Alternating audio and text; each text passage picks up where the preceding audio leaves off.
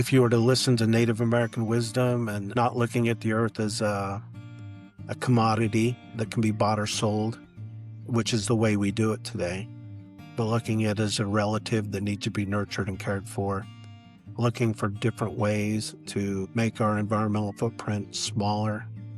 We can all do certain things to make it better, and we need to start being able to do that.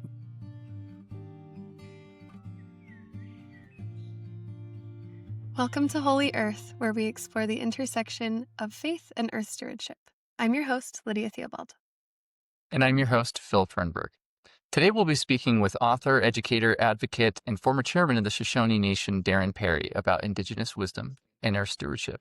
Darren recently published a new book, Tending the Sacred. But before we talk to Darren, let's bring in our producer, Marcia, for this week's stewardship story. Hey, Marcia. Hi. How It's are you? good to see Hi, you. Marsha. Okay, today I have a story about the United States national mammal. Oh, I'm so excited. I know what it is. It's a buffalo. And I know this because I taught second grade for 5 years, and in our curriculum, we went really deep into the prairie, Native Americans, the bison, all of that stuff. So I love this topic. So tell us all about it. All right. So you might have been involved in a conversation where people argued whether it's a buffalo or a bison.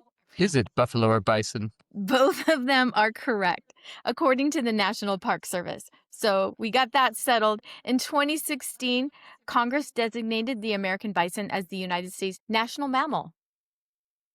I love seeing the buffalo at Antelope Island or up at Yellowstone. They're so majestic. They're so beautiful. I love it too. It's so awe-inspiring to see the buffalo in the wild. And I also remember when I was a kid, my great aunt had a buffalo ranch. And so I wanted to pet the buffalo so badly because of their woolly fur. But my elders, they convinced me that would be a bad idea. Very wise counsel. Yeah, it was. It was wise. So if you remember your U.S. history, as Lydia does, you know that in 1800, there were between 30 and 60 million buffalo in North America. And by the end of the century, there were only a few hundred left. And this was known as the Great Slaughter. There are two main motivations for the Great Slaughter. One was that buffalo hides were commercially valuable. Another one is that settlers wanted to deprive Native Americans of the buffalo that was so vital to their way of life. It's so heartbreaking. Like, that's unfathomable. 60 million buffalo down to just a couple hundred.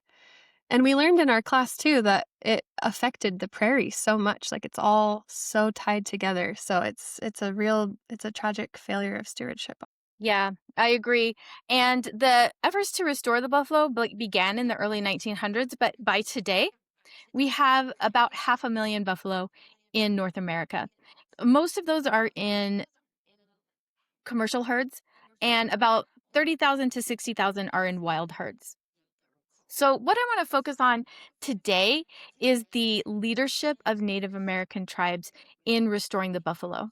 Since the 1990s, the Intertribal Buffalo Council, or the ITCB, has been working to restore buffalo herds to Native American lands through a combination of wild herds and ranching.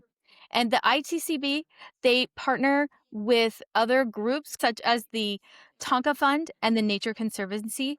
They have 86 member tribes in 21 states, and this coalition has relocated thousands of buffalo onto tribal lands just in the past 5 years.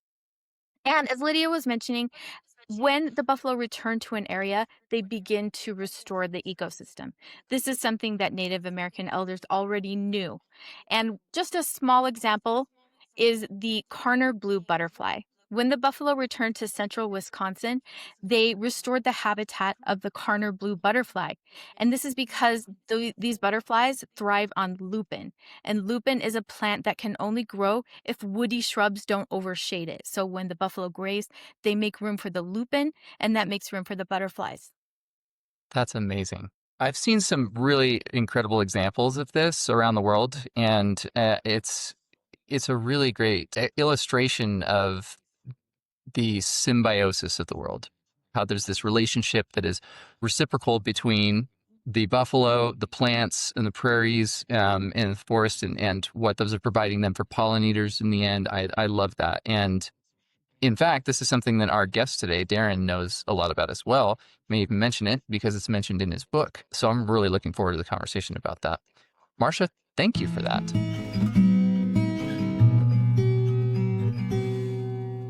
Darren Parry is an author, speaker, advocate, and former chairman of the Shoshone Nation. He is a professor at the University of Utah and Utah State University. Go Aggies. And his new book, Tending the Sacred, How Indigenous Wisdom Will Save the World, makes the case for why Indigenous wisdom is the medicine we need to heal our broken relationship with the earth. And during this Native American Heritage Month, we're especially excited to hear from Darren. Darren, welcome. It's great to have you here. Yeah, it's good to be here. I love sharing this culture, and I love talking about our environmental stewardship. So this is a bucket list item. This is cool. So thank you. Well, you're in good company. Yeah, we loved your book. We're so excited to have you on. So we'd love to start just by hearing about your stewardship journey. What has the role of earth stewardship been in your life, and how have you come to love and care for the earth?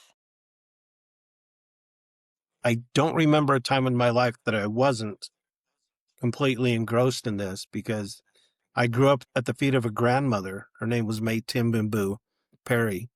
She was our tribe's knowledge holder and storyteller. She'd been to boarding school, survived the boarding school. I grew up in Syracuse on the shores of the Great Salt Lake, and so I remember taking so many walks with her on Antelope Island, where she would identify plants that were used as food or medicine. Before we left the island, we'd kneel at the edge of the water and she'd sing a healing song. She'd always talk about the properties in the water were healing to our native peoples, how we'd gather salt on the north end. And so I grew up early on looking at my environmental stewardship from as early as I can remember. I looked at the earth as not just a resource to be extracted or depleted, but as a relative that needed to be nurtured and cared for. And so very grateful that I was taught those things when I was younger, because I never remember a time without knowing those things. And so I haven't had to transform or re-educate myself in any way. It's just been something that's been a part of me. I remember one time her singing a song, and I said, "What are you singing?" And she said, "It's the song that belongs to the rabbit brush." And there's a lot of rabbit brush out on Antelope Island. And so not only did she know the names of the plants, she knew their songs. And then she would always refer to the plants and animals when we'd see a buffalo or an antelope or anything else. She'd refer to them as our non-human kinfolk. So to me, I mean, we know what kin is. I think kin is a relative, a close relative that we care for and we love. You know, not that crazy cousin that we all don't like, but somebody that we can relate to. And how do we treat those people in our life? Well, she wanted me to understand at an early age that that's how we treat the rocks and the plants and the animals and everything else. And so I grew up with a different perspective. I never felt like I was superior in any way to those things in nature. I was just a part of the circle. And being part of the circle means to have a healthy respect and love for our environmental stewardship going forward. That's so beautiful. I wish I could meet your grandmother. I feel kind of emotional hearing about her singing to the lake and singing the song of the rabbit brush. And sounds like you've just inherited an incredible cultural heritage. I'm curious how being a member of the Church of Jesus Christ of Latter-day Saints, what do you feel like that has added to your environmental ethic? That's a great question. You know, growing up a member of the church, so our tribe joined the church in 1873. So I'm a sixth generation Shoshone Mormon. And so on one hand, you could say I'm as fully immersed into this LDS culture as anybody, as any of you who's, you know, great grandparents came over, fifth or sixth generation Latter-day Saints. And so I'm immersed in it that much, but I'm also immersed in the Native American spirituality and the culture. And so one thing I love about being in this church is one doctrine doesn't trump or speak over the other. And I think what our faith, what our religion teaches us, I mean, it starts in chapter 1 of the Bible, our earth stewardship. And Adam and Eve were told how to steward this earth and how they were supposed to live within it, how they were supposed to take care of it. There's no clearer picture than that. Our Savior telling the first inhabitants of this world that we have a responsibility to not only each other, but to the earth. And so I've always looked at it. And I think when our chief joined the tribe in 1873, I'm sure there were so many parallels between how he viewed the world and his stewardship responsibility and that living in reciprocity and relationship. It was the same as what he'd been heard preaching by the new saints that were there. And so there's so many parallels that I think our church has to how Native Americans view the world. Now, I don't think we always follow some of those things.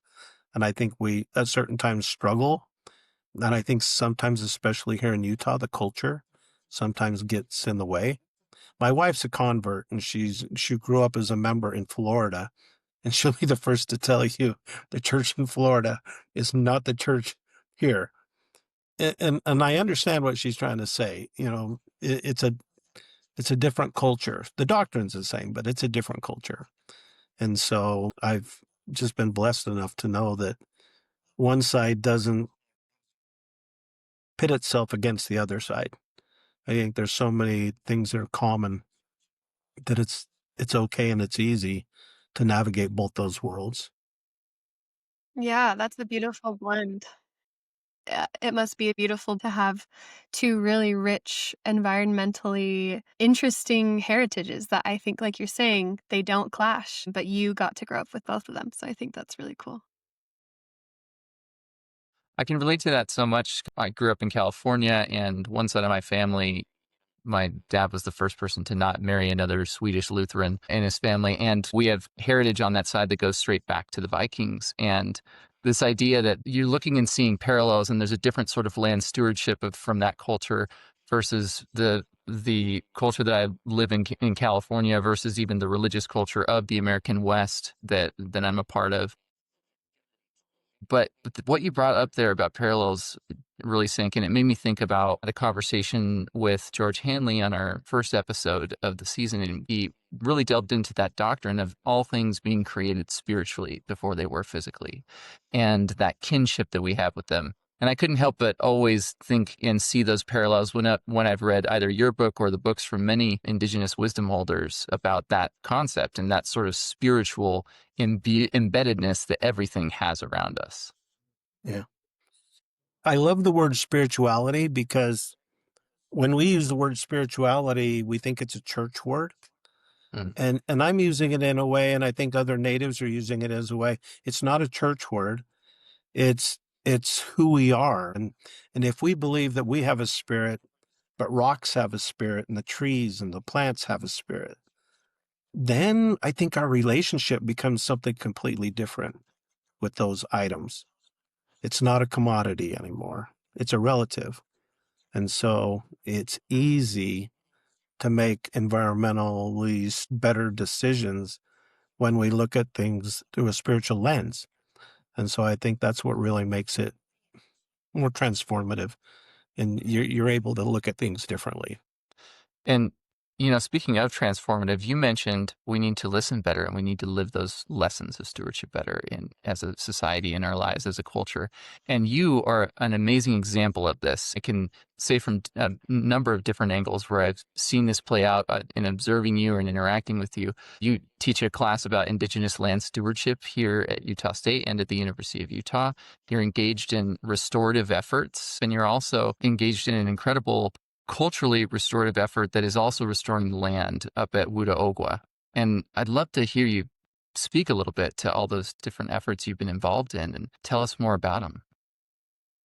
I know. Somebody said the other day, when are you going to slow down and not do things quite so much? And said, well, I'll rest when I die, I guess. That's when I'll sleep. So, but I've never felt it to be a burden. When you do something you love, it almost feeds the soul. And so I've never felt like any of it's been hard to do.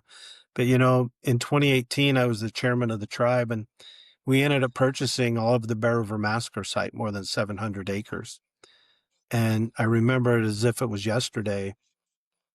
The very next day, I went to Utah State and spoke to two professors in natural resources, Mark Brunson and Chris Lukey. And I said, because I'd been to the site many times, but there was old cars, refrigerators, washing machines. It had become a dumping place. But I also knew that there were at least 450 bodies that were just beneath the surface. So it was a sacred burial ground as well. And I thought for a moment, I wonder how many pioneer ancestors would be okay with old junky cars and old washing machines on the graves of their ancestors in the Logan Cemetery or any other cemetery for that matter.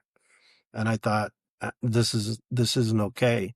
You can't tell the story of the people if you can't tell the story of the land first. And it was important for me that we start efforts to heal the land so we could tell the story of the people. Because the story of the land, if you believe like I do, that the land has spirits, that everything around us is spiritual, then you can't even begin to have a conversation about the things that took place there without repairing this earth.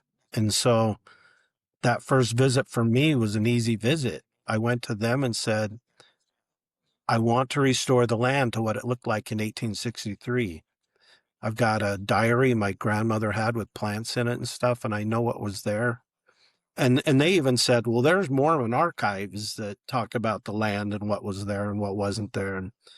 And so they said that'd be easy to do, but let's go out to the site. So we went out the next day. We came back and they said, we can do this. We can get rid of the invasive species.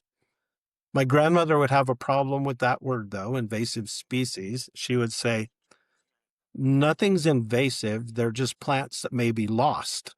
And so I always chuckle at that because every plant has value to her. And she taught me that. If they were put on this earth, they were put on this earth for a reason. And so she would say, oh, they're just plants that are lost. And maybe we need to help them find their way home. And so, but Chris and Mark helped me identify, and we took a lot of notes on the plants that needed to be relocated, should I say. And so we decided early on, before we could even build an interpretive center, we need to heal the land. And healing the land meant getting rid of 500,000 Russian olives that had just completely taken over the site. The pioneers rerouted a really critical channel of water that went out through the middle of the property. We called it Beaver Creek back then, and they rerouted it into a ditch down the road, down Highway 91, and they renamed it Battle Creek, turned it into an irrigation ditch. And back in 2018, the ditch looked like chocolate milk. It had been degraded from landowners upstream letting their cattle into it. And so it was much more than taking out 500,000 Russian olives. It became, how do we repair a watershed, especially working with farmers upstream? And so doing all of those things, talking the farmers into reintroducing beaver into the ecosystem, the ultimate engineers of the world, and how they spread the water and slow it down and clean the water. And so it's been an amazing journey we've been on. And in fact, today and tomorrow are the volunteer planting days at Wuta Agua. So there's probably, if the numbers are about like it was last year, there's probably 200 people up there today planting cottonwoods and willows. And tomorrow will be even a bigger number than that.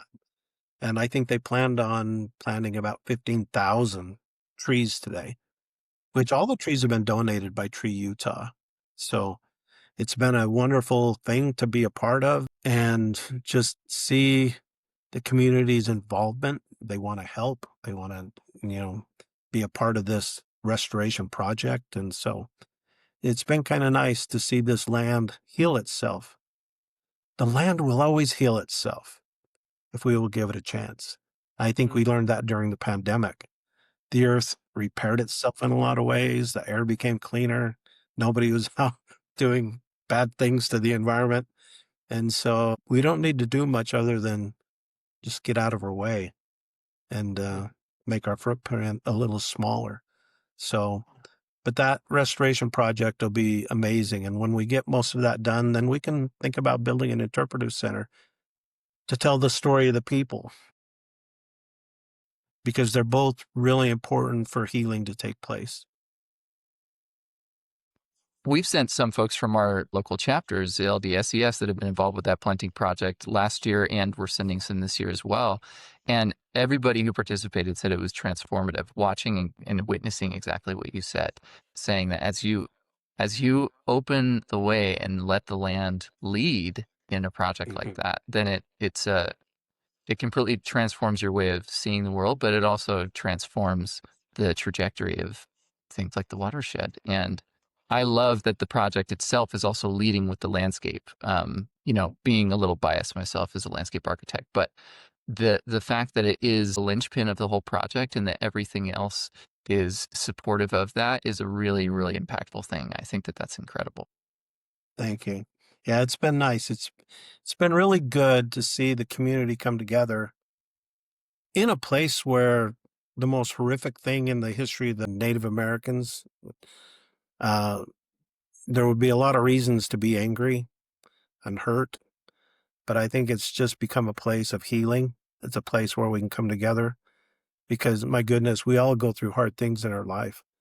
It's how we navigate those hard things that really make us who we are. And so being able to tell a tragic story of largest massacre of natives in the history of our country, but how we've come together as a community, and that isn't the focus. The focus is let's recognize it, let's truth tell, but then we're here now. What's our stewardship now? And how can we work together now going forward to make this world a better place? And so doesn't matter what happened in the past. It does matter in a sense that we need to recognize it, but the focus should be on how we can do better together. The power of storytelling. You write about this in the book, and I see it in nearly everything you do, that incredible power of storytelling as a tool for facilitating earth stewardship and helping elevate it. It does, and I'll tell you why. People will always forget facts and figures about history, about science, about anything that we've thought of, but people will never forget how they felt when they hear a story. And I mean, think about this. We can all name 10 reasons why climate change is occurring and 10 things that we could do to mitigate it. But why don't we do it? Even the climate deniers could name 5 or 6 things right off the top of their head, what caused it, or what, if it was a real thing, what causes it. But we fail to take action a lot of times. And we fail to take action because we're learning with our mind and our head. And storytelling, Native Americans figured that out thousands of years ago. Storytelling teaches us here, teaches the heart, teaches through feelings. And when you foster feelings in people, they don't forget. You will never forget a story that's been told to you that really affects you in an emotional way. You'll forget all the facts and reasons why we do certain things, but you'll never forget how you felt when you hear that story. That's why storytelling is so important in this work. I think that's why music and art and poetry, all of those mediums touch you in a different place. And when learning takes place in the heart, then things transform. I'll give you one example, and you were both way too young to remember this, but I promise you. So back in the 70s, there was a littering problem. America had a littering problem on the highways and stuff. And so there was a commercial that ran. A family's cruising down the road, the two kids in the back, close to the same age. They're eating fast food. They get done with it and they chuck it out the window. And it happens to land at the feet of a man standing right in that spot at that exact moment. Who would have figured? What timing? They pan up to this man's face, and it's a Native American man. And then he turns his head slowly, and he's got a tear running down his cheek because this garbage has just been dumped at his feet in sacred land. So, I thought it really affected me. It was really powerful, just the imagery. And then a couple of months later, I was in the dentist office with my three boys. They were getting checkups, and I grabbed, I think, a Time magazine, and I was thumbing through it, and I found this article that said that commercial, that public service announcement commercial that was run, decreased polluting in America by like 80%. 80% at a decreased pollution. And I thought, my goodness, how transformative was one commercial that didn't say one word, but it was imagery that touched people's hearts enough in the way that we shouldn't be doing this. We need to change behavior.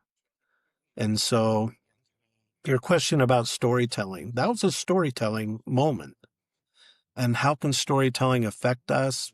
It affected America completely because it decreased the amount of pollution that we were doing on the highways without saying a word. And so I think storytelling is going to save the world.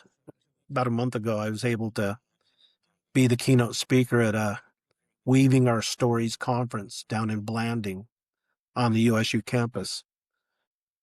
I talked about storytelling and how storytelling will save the world because we're engaging minds and hearts in a way that people will not be able to not listen because they'll feel, and some of them maybe for the first time. And so I told all those Navajo students that were there, use your storytelling, use the stories that your elders taught you. And that's how they taught the youth back 200 years ago. They were storytellers, and the storytelling taught values. And my goodness, that's kind of what we need. We need values injected back into the system. And I think the best way you can do that is through storytelling. Yeah, so that connects to one of the other central ideas in your book, two-eyed seeing, where you talk about, how one of our eyes is our Western civilization, how things have been set up in kind of a more objective, empirical way. We have an incredible reservoir of science to draw on that is important that we should pay attention to. And you talk about blending that with this other eye of Indigenous wisdom. So, can you talk a little bit about that and how that can help us with our environmental stewardship? Yes, I wish I'd coined that phrase, two-eyed seeing. That wasn't a term I came up with. It was another elder from another tribe. But he talks about that, but it's completely accurate. And it's things that I've really preached today, even in my class. It's not this system is better than this system. It's not that at all. Even though our system today looks at it that way. Can you imagine a indigenous knowledge system that's been around thousands of years? And our current capitalistic model says, oh, it's old fashioned, it's out of date, it's antiquated, it's not important. We've come so much further than that. Even though that traditional ecological knowledge that's been around that long was based in scientific principles of observation, adaptation, looking and living in the environment itself and actually working with the environment to make it better. So all the principles we use in science are the same principles natives have used for thousands of years. We may have called it something different. But having this knowledge system and then having a current Western ways of knowledge, what if we collaborated and joined the two? And I think that's where we're at today. I don't know, I'm not blessed to be that smart, but I'm smart enough to know that we're not getting rid of capitalism anytime soon. So having said that, can we make a hybrid model? Can we maybe keep the best of what capitalism offers? And really the best that it offers is innovation. We're always innovating because we have to grow. We measure success by did we grow 4%? Did the economy grow 4%? Or growth, always growth. And so, and that's okay. We need the innovation. We need the best that science has at the moment to help us on our way. But we also need the other side too. We need this indigenous wisdom that looks as things, and we look through the lens of reciprocity and always giving back, never taking more than we need. And relationships, and how I loved your talking about the bison and buffalo, and how everything's interconnected. Everything in the environment is interconnected. So the loop and coming back, you can't take something out of an ecosystem without messing something else up. One decision is going to affect a whole chain of decisions way down the road, and not for the good, may I add. So you need to start looking at things more holistically. Let's take the example of a spider web. If there was a huge spider web here, and I just touched one little corner over here and just pinged it, it would reverberate throughout the whole spider web. It wouldn't just do that strand, because everything in this world is so interconnected that one point, just one way of affecting change in that point will reverberate through the whole system. And so it's really important that we just look at it more holistically and integrate all knowledge systems into the equation. Because I'll tell you right now, I went to an event last night about the Great Salt Lake. It was a documentary the kids, Salt Lake Community College filmed, and I was in it quite a bit, way more than I should have been in it. Let's put it that way. And after watching it, we had a panel discussion. And the one thing I've said lately quite a bit is solving the problems of the Great Salt Lake. And may I even stretch it further, solving the problems of our environment today. They're not science problems. They're values problems. And all the science in the world won't make up for our selfish behaviors. So if you understand that, now we can get somewhere. I think our government, our legislature, they want more technology. They think throwing money and more technology will solve the problem, but it won't. It's our selfish behaviors. It's our willingness to throw garbage out on the road without any thought, and then all of a sudden being taught in a different way and changing behavior. So that two-eyed seeing is so critical, because what we're really talking about is adding values into the system. And when we add values to it, then it changes how we look at it, and it changes behavior. I think when the science community and others assume that scientific knowledge is superior to indigenous wisdom, I think what you do then is you make collaboration impossible. And I think going forward, if we're going to save this world, and I think we will, because your younger generations will do it, we'll figure it out. We've got to collaborate. We've got to do the best of both systems to make it better. I'm not anti-development. Not at all. I'm anti-right development. And not every development is a good development. And so we need to start asking, just because I can develop that land over there, extract it, deplete it, destroy it for the sake of short-term profits, maybe I should start asking myself, just because I can, should I And then the biggest question, at what cost is it going to come to the future generations if I do? Is that development going to increase pollution just by a lot? Is it going to bring more traffic into the area that is really the infrastructure can't handle? How much water is that project going to require over the next 20 years in a state that has very limited water resources? And then if our answers to those questions are, that may not be good, even though a developer is going to make short-term good profit off it, and that's all they really care about. But if we start asking those other questions, then maybe that development isn't such a good idea, and we ought to do something different. What is that development going to do to the future generations? The Iroquois had it right all the time. They don't just, their leadership didn't decide about a problem without considering what their decision would have on 7 generations ahead. I mean, think about the implications of our future if our leaders govern that way, thinking about making a decision and then what will it do 7 generations down the road. Have you seen good examples anywhere where the values and the science, or the values in the market, or the values in the innovation, whatever those may be, are aligned and they're doing something with positive variance? Yeah, I think, in fact, there's a lot of examples around the country where tribes are really taking the best that science has to offer. So tribes have this knowledge, they have certain knowledge skills, but my goodness, you add GPS now to some of their tracking systems, and especially shifting ice in Alaska, where these tribes rely on walrus hunting. They can get on their computer now and see how the shifting ice patterns affects their hunting. I know bison restoration and how the bison management plan has changed in Montana at the National Bison Refuge, now that is co-managed by Indigenous people.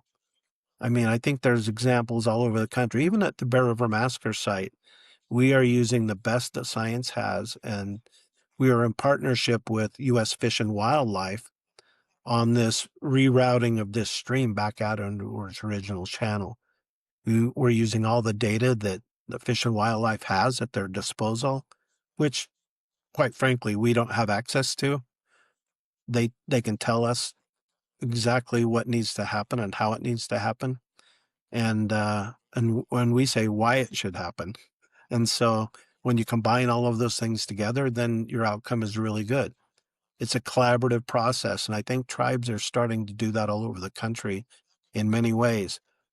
The Yurok and Karuk tribes of Northern California have really transformed fire, prescribed burns. The tribes have been prescribed burning forever.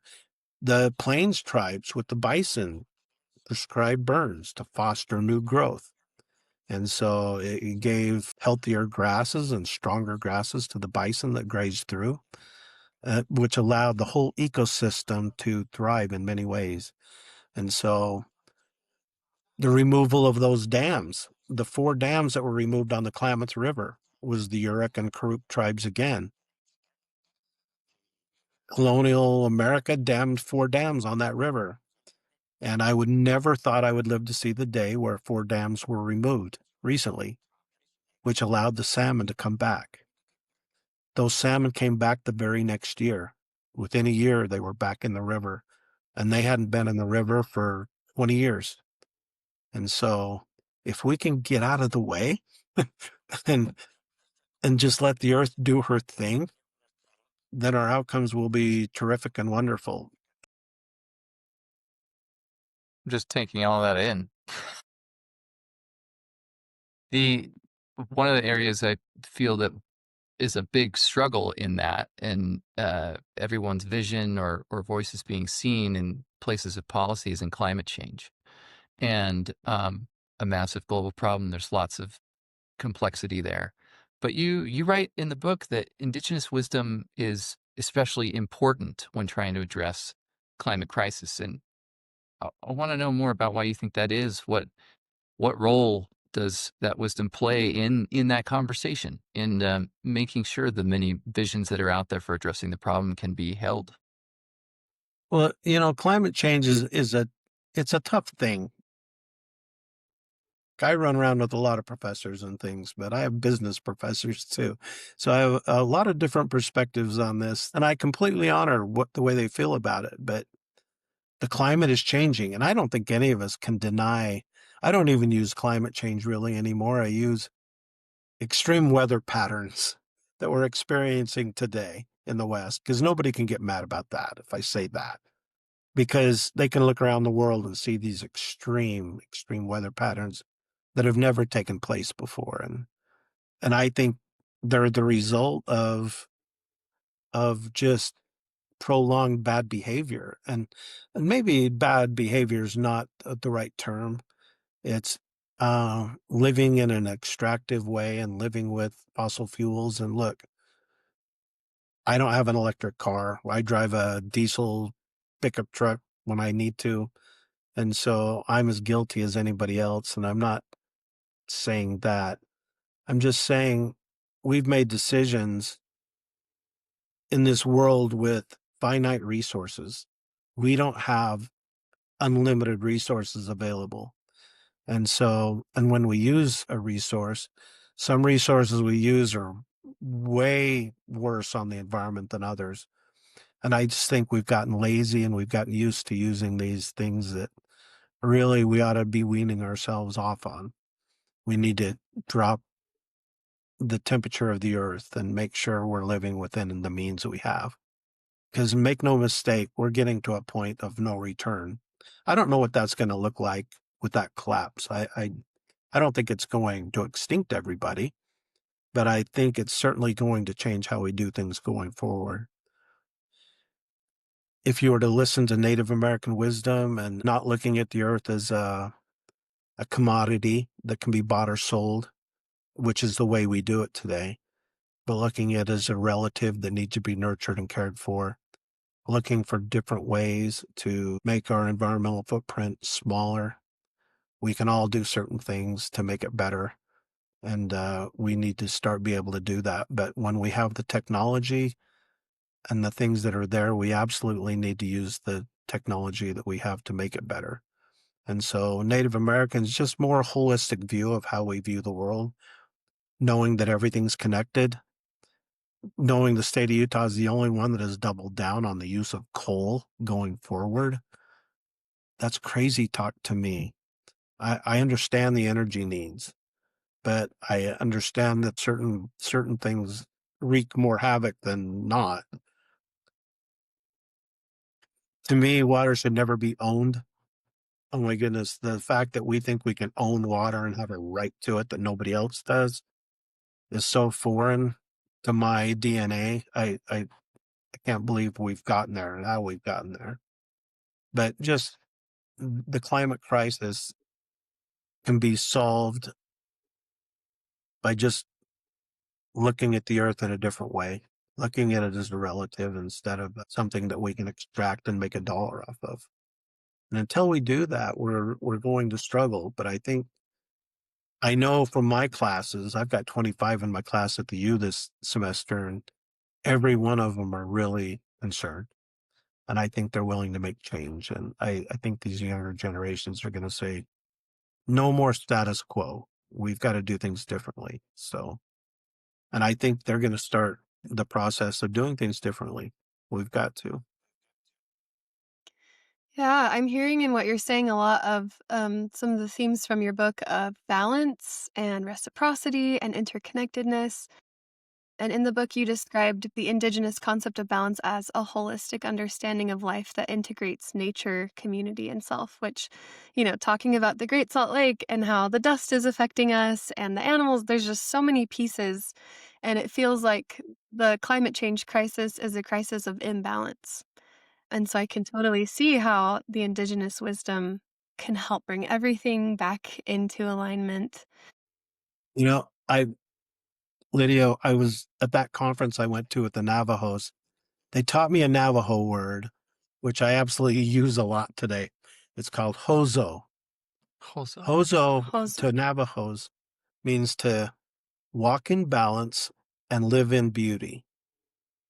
And I just thought, oh my goodness, what a beautiful word that says so much.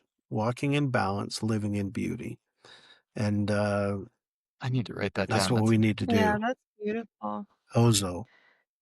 Yeah, I love that. And I'm also thinking about there was a little section in the book where you talked about how there are a lot of traditions that we can adopt from Indigenous culture. I actually wrote a list. I'll just list these and you can list any other ones you think of. I think it's so beautiful. And I think these are examples of Hozo.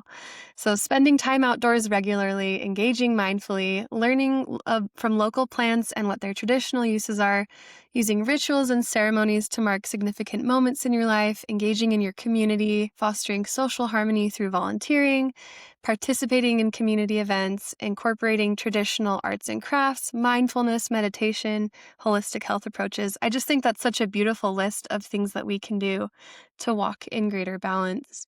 Are there any other practices that you think our listeners could benefit from incorporating? No, because I think those, if you just take any of those and just concentrate on one or two, I think if you could make that change in your life, I think that would be plenty. Go outside and sit by a tree and have a conversation. Trees talk to each other. They actually share resources with one another if they need it. And so how many of us have ever walked outside and sat or walked up Logan Canyon and sat next to the stream and sat by a tree and just had a nice conversation? Leave your phones as far away as you can get away from it and get your hands in the dirt and just listen. Because I think the spirits start working on you then. And I think you just get into a different place. And it's a place we all need to get into more than we ever do. Whenever I can be quiet, it's anything but silent, right? When you're out Yeah. there in nature, you hear the sounds, the music, it's speaking to you. But if you don't take the time to actually be quiet and listen, uh, you might not find that. I drove up on my four-wheeler, I drove up to the backside of Willard Peak from Manaway. So you can get all the way up on top of the mountain from Manaway. There's a road. But I was up there the other day and I was sitting there and I was looking over and I could see on one side, I could see the Great Salt Lake or the footprint of it and a small lake now. And the other side, I could see Pine View Reservoir and I could see the Ogden Valley. And it was the most spectacular thing I'd just ever seen. It was so beautiful. And then this guy comes up in a side by side and the music was blasting so loud. I mean, it was AC/DC. And I should be shot for even knowing AC/DC songs, but I did, and I listened to it back in the day.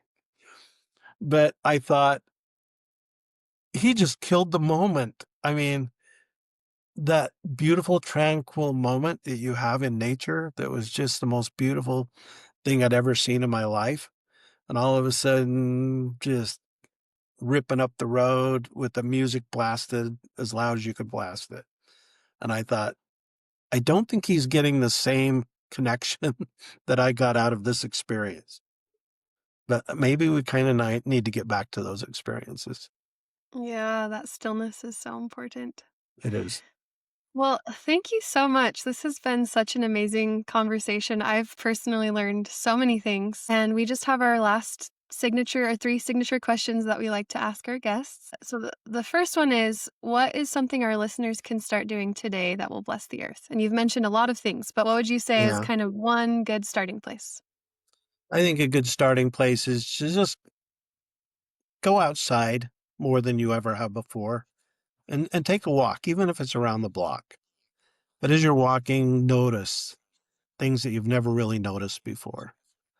Notice the trees and the sound the leaves make, especially this time of the year, the leaves that are still there.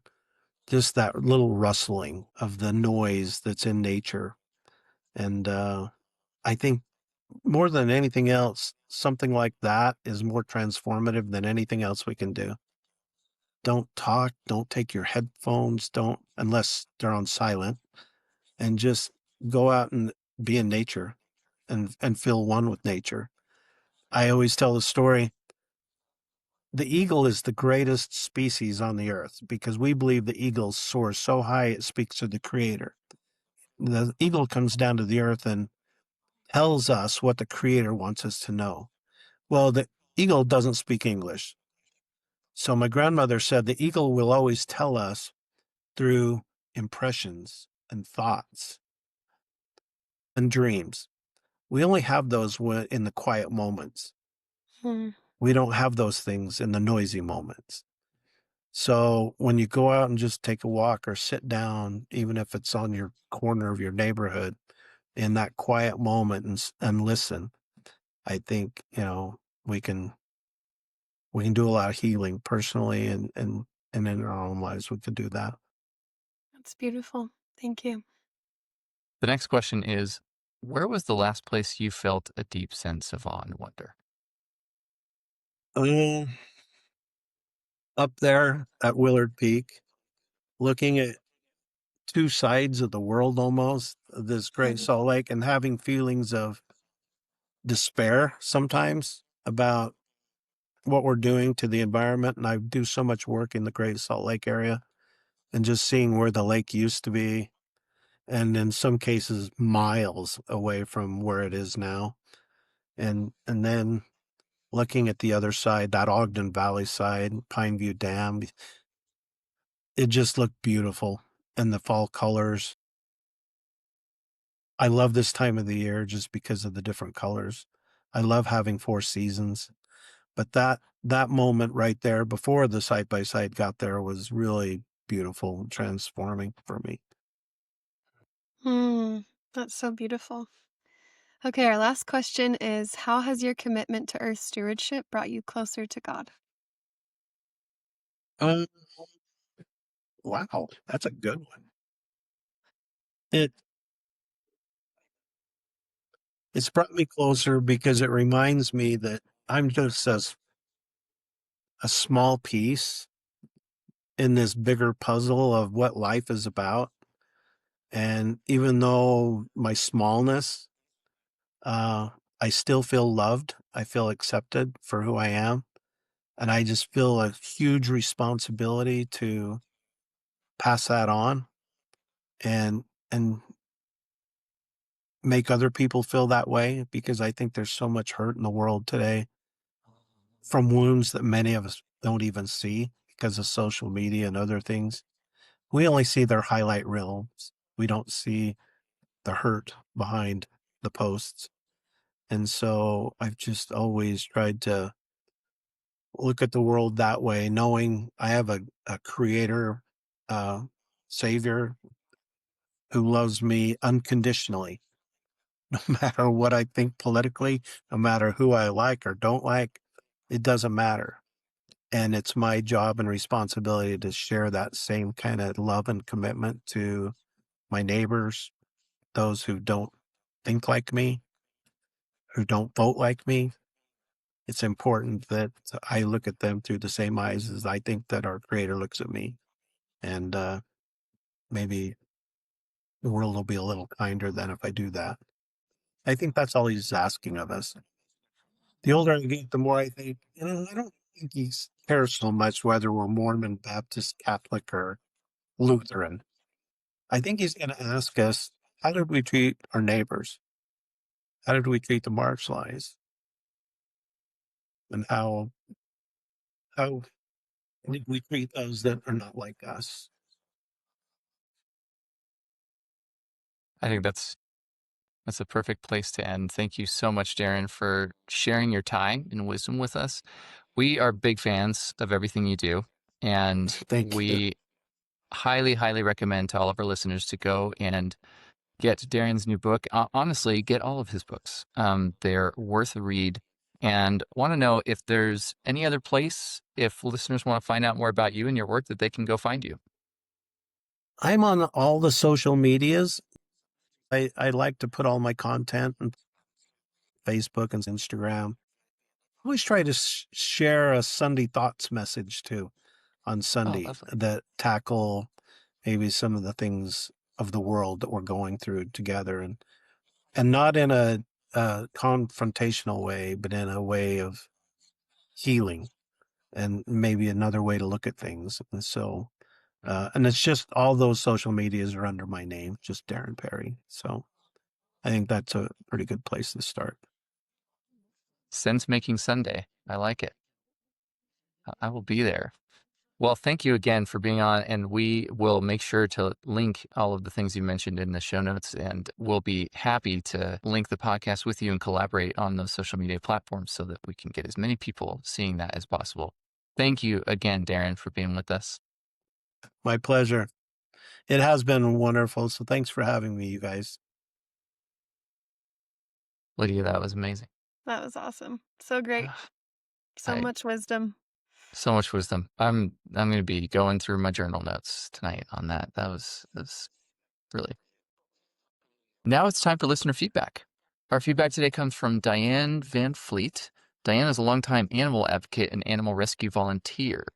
So she wrote, I would love to hear your takes on caring for animal species. She goes on to share a Joseph Smith quote that came from a time when rattlesnakes were found in Zion's camp. Quote, Joseph stopped his friends from killing the snakes, and he said, men must become harmless before the brute creation. And when men lose their vicious dispositions and cease to destroy the animal race, the lion and the lamb can dwell together, and the sucking child can play with the serpent in safety. Some of the brothers in Zion's camp picked up the snakes with sticks and relocated them across a creek. And Diane goes on to say, to be celestial people, we need to be kind to everything. We've been given dominion over the earth to love and care for this beautiful gift. We will get to the day when the lamb and the lion can lie down together. I have spent a lot of time thinking about this quote. When I was at BYU, I did a research project where I got to go through all of the scriptures and church history and find everything about earth stewardship. And this one really, really impacted me. And I spent a lot of time, this sounds silly, but like slowly approaching deer on campus and like seeing, like, can we be friends? Like, if I am not scary to you, like, will you stay here and not be scared of me? And didn't work. But I was going to say, what were the results? they just would look at me and then they'd run away eventually. But sometimes they'd stay for a while as I was just like approaching so slowly. But I love this concept that the reason animals are either scary, like, lions are dangerous, or scared of us is because we are dangerous. And if we can become safe for animals, then they slowly won't need to be either scary or scared of us. And I love the scripture in Isaiah that's also in the Book of Mormon that says, the lion and the lamb shall lie down together, which Diane quoted. And I don't think we spend enough time talking about the verses that follow that explain why. It says, because the earth will be filled with the knowledge of the glory of the Lord. So as we really incorporate the gospel and the attributes of Christ into our natures, we will change. And that is why the earth will change. That is why animals will become peaceful, is because we have become Christ-like. And I think that's so beautiful and something I think about pretty often, and about like, when do I get to play with lions, and when do we just get to have all the animals everywhere because they're safe, because we're safe, because we are like Christ. So we love these ideas, Diane. Thank you so much for your great comment. Phil, what do you think I about love that. No, absolutely. Ditto to all of that. And it reminded me of what Darren had just said about kinship.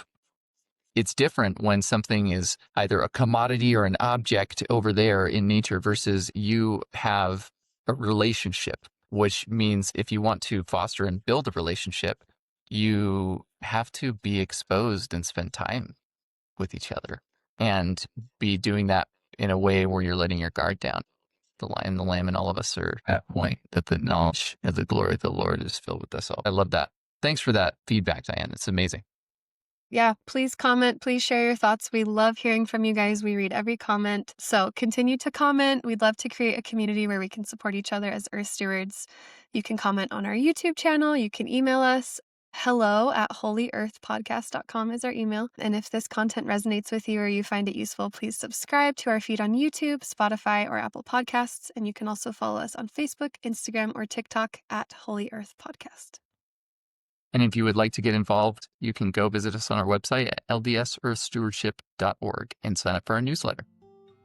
Holy Earth is brought to you by Latter-day Saint Earth Stewardship, a 501c3 nonprofit whose mission is to honor God by learning and living Latter-day Saint principles of creation care, and with the support of a generous donation from the Nature Conservancy. Our executive producer is Mike Maxwell. Our producer is Marcia Maxwell. Our theme music was composed and performed by Lydia Theobald. Our logo and graphic designer by Annie Peterson. And our social media coordinator is Chloe Mills.